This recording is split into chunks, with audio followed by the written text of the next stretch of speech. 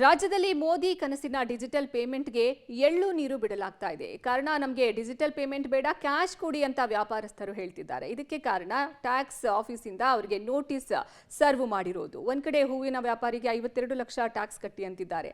ಹಾಲಿನ ವ್ಯಾಪಾರಿಗಳಿಗೆ 55 ಲಕ್ಷ ಟ್ಯಾಕ್ಸ್ ಅನ್ನ ಕಟ್ಟಿ ಅಂತ ಹೇಳ್ತಿದ್ದಾರೆ. ಇದರಿಂದ ಬೆಚ್ಚಿ ಬಿದ್ದಿರುವಂತಹ ವ್ಯಾಪಾರಸ್ಥರು ನಮಗೆ ಡಿಜಿಟಲ್ ಪೇಮೆಂಟ್ ಬೇಡ ಅಂತಿದ್ದಾರೆ. ಈ ಕುರಿತ ಡೀಟೇಲ್ ರಿಪೋರ್ಟ್ ಇಲ್ಲಿದೆ. ಮೋದಿ ಡಿಜಿಟಲ್ ಇಂಡಿಯಾ ಕನಸಿಗೆ ಹೊಡೆತ. No Google Pay, no PhonePe. ಬೆಂಗಳೂರಿನ ಬೇಕರಿಗಳಲ್ಲಿ ಓನ್ಲಿ ಕ್ಯಾಶ್ ಬೋರ್ಡ್. ತೆರಿಗೆ ಇಲಾಖೆ ನೋಟಿಸ್ ಗುಮ್ಮ ಅಕ್ಷರಶಃ ಅಂಗಡಿ ಮಾಲೀಕರನ್ನು ಕಂಗಾಲಾಗಿಸಿದೆ. ಬೆಂಗಳೂರಿನ ಬಹುತೇಕ ಬೇಕರಿ, ಕಾಂಡಿಮೆಂಟ್ಸ್ ಅಂಗಡಿ ಮಾಲೀಕರಿಗೆ ಜಿಎಸ್ಟಿ ಟ್ಯಾಕ್ಸ್ ನೋಟಿಸ್ ಸಿಕ್ಕಾಪಟ್ಟೆ ಶಾಕ್ ಕೊಟ್ಟಿದೆ. ಲಕ್ಷ ಟ್ಯಾಕ್ಸ್ಗೆ ಬೆಚ್ಚಿ ಬಿದ್ದಿರೋ ಅಂಗಡಿ ಮಾಲೀಕರು, ವ್ಯಾಪಾರಸ್ಥರು ಡಿಜಿಟಲ್ ಪೇಮೆಂಟ್ಗೆ ಗುಡ್ ಬೈ ಹೇಳಿದ್ದಾರೆ. ಏನೇ ವ್ಯಾಪಾರ ಮಾಡಿದ್ರೂ ಓನ್ಲಿ ಕ್ಯಾಶ್ ಅಷ್ಟೇ ಎನ್ನುತ್ತಿದ್ದಾರೆ. ಯಾವುದೇ ಕಾರಣಕ್ಕೂ ಗೂಗಲ್ ಪೇನೂ ಇಲ್ಲ, ಫೋನ್ ಪೇನೂ ಇಲ್ಲ ಎನ್ನುವ ಸ್ಥಿತಿಗೆ ಬಂದು ಬಿಟ್ಟಿದ್ದಾರೆ.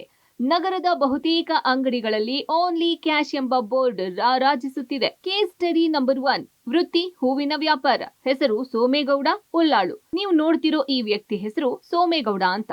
ಕಳೆದ 10 ವರ್ಷಗಳಿಂದ ಉಲ್ಲಾಳು ನಗರದಲ್ಲಿ ಹೂವಿನ ವ್ಯಾಪಾರ ಮಾಡಿಕೊಂಡಿದ್ದಾರೆ. ತೆರಿಗೆ ಇಲಾಖೆ ನೋಟಿಸ್ ನೀಡಿದ್ದು 55 ಲಕ್ಷ ಟ್ಯಾಕ್ಸ್ ಕಟ್ಟುವಂತೆ ಹೇಳಿದ್ದಾರೆ. ಇದರಿಂದ ಅಂಗಡಿ ಮಾಲೀಕ ಫುಲ್ ಶಾಕ್ಗೆ ಒಳಗಾಗಿದ್ದಾರೆ.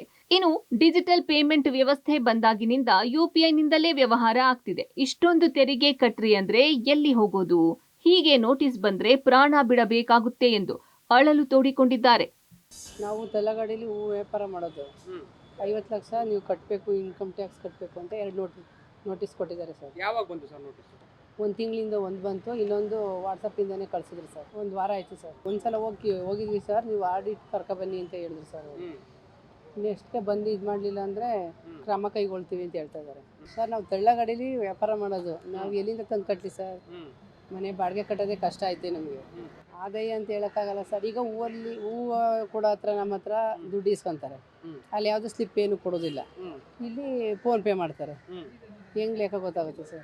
ಏನಿಲ್ಲ ಸರ್, ನಮ್ಮನ್ನು ಕಟ್ಟಿ ಅಂತಂದ್ರೆ ಅದು ಏನಾದ್ರು ಮಾಡ್ಕೊಂಡು ಸಾಯ್ಬೇಕಷ್ಟೇ ಸರ್. ಕೇಸ್ ಸ್ಟಡಿ ನಂಬರ್ 2, ವೃತ್ತಿ ಹಾಲಿನ ವ್ಯಾಪಾರಿ. ಹೆಸರು ಅಭಿಷೇಕ್. ಇನ್ನು ಈ ವ್ಯಕ್ತಿ ಹೆಸರು ಅಭಿಷೇಕ್ ಅಂತ. ಕಳೆದ 3 ವರ್ಷಗಳಿಂದ ಹಾಲಿನ ಬೂತ್ ಇಟ್ಟುಕೊಂಡು ವ್ಯಾಪಾರ ಮಾಡುತ್ತಿದ್ದಾರೆ. ಇವರಿಗೂ ತೆರಿಗೆ ಇಲಾಖೆ ನೋಟಿಸ್ ನೀಡಿದ್ದು 1 ಅಲ್ಲ 2 ಅಲ್ಲ 52 ಲಕ್ಷ ಕಟ್ಟುವಂತೆ ತಿಳಿಸಿದೆ.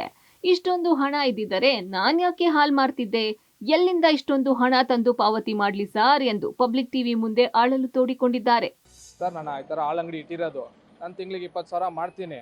20,000 ಮಾಡಿದ್ರೆ ನನಗೆ ಸಿಗೋದೇ 2,000. ಅದರಲ್ಲೂ ಕರೆಂಟ್ ಬಿಲ್ಲು, ನೀರು ಬಿಲ್ ಅಂತ ಹೋದ್ರೆ ಸಿಗೋದೇ 1,000ನೋ 800 ರೂಪಾಯಿನೋ. ಇದೆಲ್ಲ 57 ಲಕ್ಷದ 54,000 ನನಗೆ ಇದು ಮಾಡಿದ್ದೀರಾ. ನಾನು ಎಲ್ಲಿಂದ ಹೋಗಲಿ ಸರ್? ಏನು ಮಾಡಲಿ ಏನಂತ ನನಗೆ ಗೊತ್ತಿಲ್ಲ ಸರ್. ನನಗೆ ಹೋಗ್ಬಿಟ್ಟು ಇದನ್ನು ಸ್ಟೇಟ್ಮೆಂಟ್ ತೊಗೊಂಬನ್ನಿ, ನಿಂದು ಸ್ಟೇಟ್ಮೆಂಟ್ ತೊಗೊಂಬನ್ನಿ, ನಾನು ಇದು ಮಾಡಿ ಅಂತ ಹೇಳಿ ಕಳಿಸಿದ್ದಾರೆ ಸರ್. ಸರ್, ನಾನು ಒಂದು 3 ವರ್ಷದಿಂದ ಮಾಡ್ತಾ ಇದ್ದೀನಿ ಸರ್. ದೊಡ್ಡ ವ್ಯಾಪಾರ ತಮ್ಗೆ ಆಗಿದೆಯಾ ಸರ್? ಇಲ್ಲ ಸರ್, ಅಷ್ಟಾಗಿದ್ರೆ ನಾನು ಏನಕ್ಕೆ ಸರ್ ಇಲ್ಲಿ ನಿಂತ್ಕೊಂತಿದ್ದೆ? ಇಷ್ಟೊತ್ತು ಕಾರು ಗೀರು ಅನ್ಕೊಂಡು ಆರಾಮಾಗಿರ್ತಾ ಇದ್ದಲ್ಲ ಸರ್. ಕೇಸ್ ಸ್ಟಡಿ ನಂಬರ್ 3, ವೃತ್ತಿ ಕಾಂಡಿಮೆಂಟ್ಸ್ ಅಂಗಡಿ ಮಾಲೀಕ. ಇದಷ್ಟೇ ಅಲ್ಲದೆ ಕಾಂಡಿಮೆಂಟ್ಸ್ ಮಾಲೀಕ ಕೂಡ ಟ್ಯಾಕ್ಸ್ ನೋಟಿಸ್ ಶಾಕ್ಗೆ ಹೈರಾಣಾಗಿ ಹೋಗಿದ್ದಾರೆ. ಮಕ್ಕಳ ಶಾಲೆ ಫೀಸ್ ಕಟ್ಟೋದಕ್ಕೆ ಹೆಣಗಾಡ್ತಾ ಇದ್ದೀವಿ. ಸಣ್ಣ ಪುಟ್ಟ ಬಿಸ್ನೆಸ್ ಮಾಡಿಕೊಂಡು ಬದುಕು ಕಟ್ಟಿಕೊಳ್ಳುವ ನಮ್ಮಂಥವರ ಹೊಟ್ಟೆ ಮೇಲೆ ಹೊಡೆಯುವ ಸ್ಥಿತಿ ಬಂದಿದೆ ಎಂದು ಬೇಸರ ವ್ಯಕ್ತಪಡಿಸಿದ್ದಾರೆ. ನಾವೀಗ ಒಂದು ಟೀ, ಕಾಫಿ, ಸಿಗರೇಟ್ ಮತ್ತೆ ಮಾಡ್ತೀವಿ, ಅದೆಲ್ಲ ಬಿಲ್ ಕೊಡೋಕ್ಕಾಗಲ್ಲ ನಮಗೆ. ಈಗ ಇವ್ರದೆಲ್ಲ ಪಕ್ಕದಲ್ಲೆಲ್ಲ ನೋಟಿಸ್ ಕೊಡೋರೆ. ನಮಗೆ ಭಯ ಆಗ್ತಾ ಇದೆ ಸರ್. ಇಲ್ಲಿ ಜೀವನ ಮಾಡಬೇಕು, ವ್ಯಾಪಾರ ಮಾಡಬೇಕು ಅಂತ ನಮ್ಗೆ ಗೊತ್ತಾಗ್ತಾ ಇಲ್ಲ ಸರ್. ಈಗ ನಾವು ಒಂದು 10, 12 ಸಾವಿರ 15 ಸಾವಿರ ವ್ಯಾಪಾರ ಮಾಡಿದ್ರೆ ನಮಗೊಂದು 2,000 ರೂಪಾಯಿ 2,500 ಉಳಿಯುತ್ತೆ. ಅದರಲ್ಲಿ ನಾವು ಬಾಡಿಗೆ ಕಟ್ಟಿ, ಕೆಲಸವ್ರು ಸಂಬಳ ಕೊಟ್ಟು, ನಮ್ಮ ಮನೆ ಬಾಡಿಗೆ ಕಟ್ಟಿ, ನಮ್ಮ ಊಟದ ಖರ್ಚೆಲ್ಲ ಆದಮೇಲೆ ನಮ್ಮ ಮಕ್ಕಳ ಫೀಸ್ ಕಟ್ಟಿ ಏನು ಅದನ್ನೇ ಇದಾಗ್ತಾ ಸಾಕಾಗ್ತಾ ಇಲ್ಲ ಸರ್. ಆ ಸಂದರ್ಭದಲ್ಲಿ ನಾವು ಈ ಥರ ನೋಟಿಸ್ ಎಲ್ಲ ಅಕ್ಕಪಕ್ಕದಲ್ಲಿ ಕೊಟ್ಟರೆ ನಮಗೆ ಎದೆಂದೋ ಬರ್ತಿದೆ ಸರ್. ಆ ಥರ ಆಗಿದೆ ನಮ್ಮದು ಸಮಸ್ಯೆ. ಕೇಸ್ ಸ್ಟಡಿ ನಂಬರ್ 4, ವೃತ್ತಿ ಸಣ್ಣ ವ್ಯಾಪಾರ. ಯುಪಿಐ ಬೇಡ, ಕ್ಯಾಶ್ ಕೊಡಿ. ಇನ್ನು ರಾಜಾಜಿನಗರದಲ್ಲಿರೋ ಈ ಅಂಗಡಿಯಲ್ಲಿ ಓನ್ಲಿ ಕ್ಯಾಶ್ ಎಂಬ ಬೋರ್ಡ್ ಹಾಕಲಾಗಿದೆ. ಯಾಕೆ ಅಂತ ಕೇಳಿದ್ರೆ, ಯುಪಿಐ ಸಹವಾಸ ಬೇಡಪ್ಪ, ನಾಳೆ ನಮಗೂ ಸಂಕಷ್ಟ ಬಂದ್ರೆ ಏನ್ ಮಾಡೋದು ಅಂತ ಎಚ್ಚರಿಕೆ ವಹಿಸಿದ್ದೇವೆ ಎಂದು ಅಂಗಡಿ ಮಾಲೀಕರು ಹೇಳಿದ್ದಾರೆ.